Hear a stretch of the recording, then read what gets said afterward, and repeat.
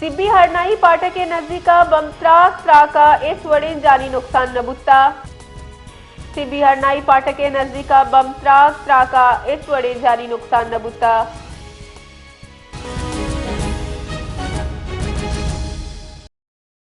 मज़ीद तफसीलात जानेंगे ज़हूर मक्सी से। जी ज़हूर, बताइएगा कि सिब्बी के करीब जो धमाका हुआ है हरनाई फाटक पे, इसकी क्या तफसीलात हैं?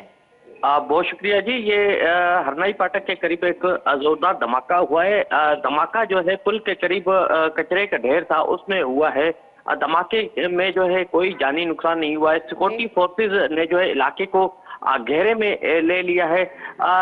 धमाके किस नौयत का है पुलिस जो है तफ्तीश कर रही है।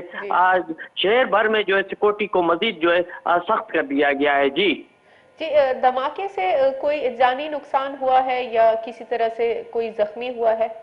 ताहाल अब तक जो है कोई जानी नुकसान की इतलात मौसूल नहीं हुई है। पुलिस की जानिब से जो है धमाके की नौयत की मालूमात की जा रही है। ताहाल अब तक ये नहीं बताया जा रहा है कि धमाका जो है आईडी धमाका था या ग्रेनेड का धमाका है।